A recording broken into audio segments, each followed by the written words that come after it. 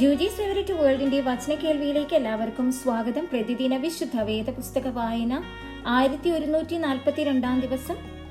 അപ്പോസ്തലനായ പൗലോസ് എബ്രായർക്ക് എഴുതിയ ലേഖനം 11 അധ്യായം. വിശ്വാസം എന്നതോ ആശിക്കുന്നതിന്റെ ഉറപ്പും കാണാത്ത കാര്യങ്ങളുടെ നിശ്ചയവുമാകുന്നു. അതിനാലല്ലോ പൂർവന്മാർക്ക് സാക്ഷ്യം ലഭിച്ചത്. ഈ കാണുന്ന ലോകത്തിന് ദൃശ്യമായതല്ല കാരണമെന്ന് വരുമാറ് ലോകം ദൈവത്തിന്റെ വചനത്താൽ നിർമ്മിക്കപ്പെട്ടു എന്ന് നാം വിശ്വാസത്താൽ അറിയുന്നു. വിശ്വാസത്താൽ ഹാബേൽ ദൈവത്തിന് കായീന്റേതിലും ഉത്തമമായ യാഗം കഴിച്ചു. അതിനാൽ അവന് നീതിമാൻ എന്ന സാക്ഷ്യം ലഭിച്ചു. ദൈവം അവന്റെ വഴിപാടിന് സാക്ഷ്യം കൽപ്പിച്ചു. മരിച്ച ശേഷവും അവൻ വിശ്വാസത്താൽ സംസാരിച്ചു കൊണ്ടിരിക്കുന്നു. വിശ്വാസത്താൽ ഹാനോക്ക് മരണം കാണാതെ എടുക്കപ്പെട്ടു. ദൈവം അവനെ എടുത്തുകൊണ്ടതിനാൽ കാണാതെയായി. അവൻ ദൈവത്തെ പ്രസാദിപ്പിച്ചു എന്ന് അവൻ എടുക്കപ്പെട്ടതിനു മുൻപേ സാക്ഷ്യം പ്രാപിച്ചു.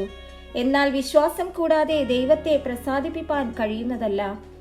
ദൈവത്തിന്റെ അടുക്കൽ വരുന്നവൻ ദൈവം ഉണ്ട് എന്നും തന്നെ അന്വേഷിക്കുന്നവർക്ക് പ്രതിഫലം കൊടുക്കുന്നു എന്നും വിശ്വസിക്കേണ്ടതല്ലോ. വിശ്വാസത്താൽ നോഹ അതുവരെ കാണാത്തവയെക്കുറിച്ച് അരുളപ്പാടുണ്ടായിട്ട് ഭയഭക്തി പൂണ്ട് തന്റെ കുടുംബത്തിന്റെ രക്ഷയ്ക്കായിട്ട് ഒരു പെട്ടകം തീർത്തു. അതിനാൽ അവൻ ലോകത്തെ കുറ്റം വിധിച്ചു. വിശ്വാസത്താലുള്ള നീതിക്ക് അവകാശിയായി തീർന്നു.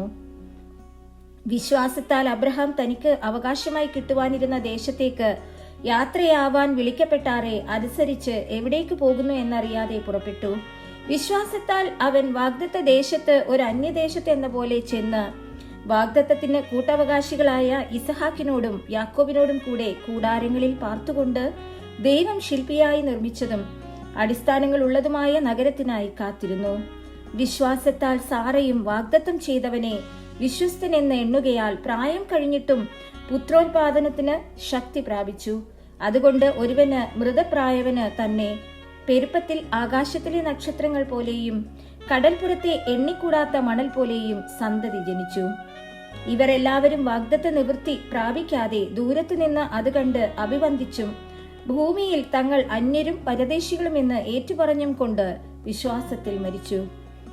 ഇങ്ങനെ പറയുന്നവർ ഒരു പിതൃദേശം അന്വേഷിക്കുന്നു എന്ന് കാണിക്കുന്നു. അവർ വിട്ടുപോന്നതിനെ ഓർത്തു എങ്കിൽ മടങ്ങിപ്പോകുവാൻ ഇട ഉണ്ടായിരുന്നുവല്ലോ.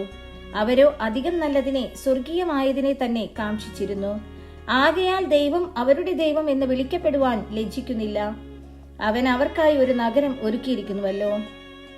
വിശ്വാസത്താൽ അബ്രഹാം താൻ പരീക്ഷിക്കപ്പെട്ടപ്പോൾ ഇസ്ഹാക്കിനെ യാഗമർപ്പിച്ചു. ഇസ്ഹാക്കിൽ നിന്ന് ജനിക്കുന്നവർ നിന്റെ സന്തതി എന്ന് വിളിക്കപ്പെടുമെന്ന് അരുളപ്പാട് ലഭിച്ചു. വാഗ്ദത്തങ്ങളെ കൈക്കൊണ്ടവൻ തന്റെ ഏകജാതനെ അർപ്പിച്ചു.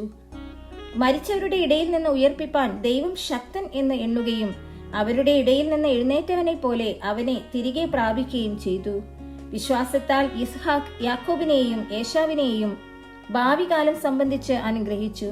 വിശ്വാസത്താൽ യാക്കോബ് മരണകാലത്തിങ്കൽ യോസെഫിന്റെ മക്കളെ ഇരുവരെയും അനുഗ്രഹിക്കുകയും തന്റെ വടിയുടെ അറ്റത്ത് ചാരിക്കൊണ്ട് നമസ്കരിക്കുകയും ചെയ്തു. വിശ്വാസത്താൽ യോസേഫ് താൻ മരിപ്പാറായപ്പോൾ ഇസ്രായേൽ മക്കളുടെ പുറപ്പാടിന്റെ കാര്യം ഓർപ്പിച്ചു. തന്റെ അസ്ഥികളെക്കുറിച്ച് കൽപ്പന കൊടുത്തു. വിശ്വാസത്താൽ മോശയുടെ ജനനത്തിങ്കൽ ശിശു സുന്ദരൻ എന്ന് അമ്മയപ്പന്മാർ കണ്ടു. രാജാവിന്റെ കൽപ്പന ഭയപ്പെടാതെ അവനെ 3 മാസം ഒളിപ്പിച്ചു വെച്ചു. വിശ്വാസത്താൽ മോശെ താൻ വളർന്നപ്പോൾ പാപത്തിന്റെ തൽക്കാല ഭോഗത്തെക്കാളും ദൈവജനത്തോടു കൂടെ കഷ്ടമനുഭവിക്കുന്നത് തിരഞ്ഞെടുത്തു. പ്രതിഫലം നോക്കിയതുകൊണ്ട് ഫറവോന്റെ പുത്രിയുടെ മകൻ എന്ന് വിളിക്കപ്പെടുന്നത് നിരസിക്കുകയും മിസ്രയീമിലെ നിക്ഷേപങ്ങളെക്കാൾ ക്രിസ്തുവിന്റെ നിന്ദ വലിയ ധനം എന്ന് എണ്ണുകയും ചെയ്തു. വിശ്വാസത്താൽ അവൻ അദൃശ്യ ദൈവത്തെ കണ്ടതുപോലെ ഉറച്ചു നിൽക്കയാൽ രാജാവിന്റെ കോപം ഭയപ്പെടാതെ മിസ്രയീം വിട്ടുപോന്നു. വിശ്വാസത്താൽ അവൻ കടിഞ്ഞൂലുകളുടെ സംഹാരകൻ അവരെ തൊടാതിരിപ്പാൻ പെസഹയും ചോരത്തളിയും ആചരിച്ചു. വിശ്വാസത്താൽ അവർ കരയിൽ എന്ന പോലെ ചെങ്കടലിൽ കൂടി കടന്നു. അത് മിസ്രയീമ്യർ ചെയ്യുവാൻ നോക്കിയിട്ട് മുങ്ങിപ്പോയി. വിശ്വാസത്താൽ അവർ 7 ദിവസം ചുറ്റി നടന്നപ്പോൾ യെരിഹോ മതിൽ ഇടിഞ്ഞു വീണു. വിശ്വാസത്താൽ റാഹാബ് എന്ന വേശ്യ ഒറ്റുകാരെ സമാധാനത്തോടെ കൈക്കൊണ്ടു. അവിശ്വാസികളോടുകൂടെ നശിക്കാതിരുന്നു. ഇനി എന്തു പറയേണ്ടു? ഗിദ്യോൻ, ബാരാഖ്, ഷിംഷോൻ, യിപ്താഹ്, ദാവീദ് എന്നിവരെയും ശമൂവേൽ മുതലായ പ്രവാചകന്മാരെയും കുറിച്ച് വിവരിപ്പാൻ സമയം പോരാ. വിശ്വാസത്താൽ അവർ രാജ്യങ്ങളെ അടക്കി നീതി നടത്തി. വാഗ്ദത്തം പ്രാപിച്ചു. സിംഹങ്ങളുടെ വായടച്ചു. തീയുടെ ബലം കെടുത്തു. വാളിന്റെ വായ്ക്ക് തെറ്റി. ബലഹീനതയിൽ ശക്തി പ്രാപിച്ചു. യുദ്ധത്തിൽ വീരന്മാരായി തീർന്നു. അന്യന്മാരുടെ സൈന്യങ്ങളെ ഓടിച്ചു.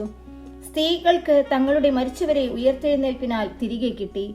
മറ്റു ചിലർ ഏറ്റവും നല്ലൊരു ഉയർത്തെഴുന്നേൽപ്പ് ലഭിക്കേണ്ടതിന് ഉദ്ധാരണം കൈക്കൊള്ളാതെ ഭേദ്യം ഏറ്റു.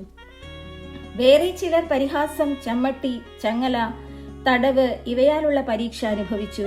കല്ലേറ് ഏറ്റു, ഈർച്ചവാളാൽ അറുക്കപ്പെട്ടു, പരീക്ഷിക്കപ്പെട്ടു, വാളാൽ കൊല്ലപ്പെട്ടു. ജടയാടുകളുടെയും കോലാടുകളുടെയും തോൽ ധരിച്ചു. ബുദ്ധിമുട്ടും ഉപദ്രവവും കഷ്ടവും സഹിച്ചു. കാടുകളിലും മലകളിലും ഗുഹകളിലും ഭൂമിയുടെ പിളർപ്പുകളിലും ഉഴന്ന് വലഞ്ഞു. ലോകം അവർക്ക് യോഗ്യമായിരുന്നില്ല. അവരെല്ലാവരും വിശ്വാസത്താൽ സാക്ഷ്യം ലഭിച്ചിട്ടും വാഗ്ദത്ത നിവൃത്തി പ്രാപിച്ചില്ല. അവർ നമ്മെ കൂടാതെ രക്ഷാപൂർത്തി പ്രാപിക്കാതിരിക്കേണ്ടതിന് ദൈവം നമുക്ക് വേണ്ടി ഏറ്റവും നല്ലതൊന്ന് മുൻകരുതിയിരുന്നു.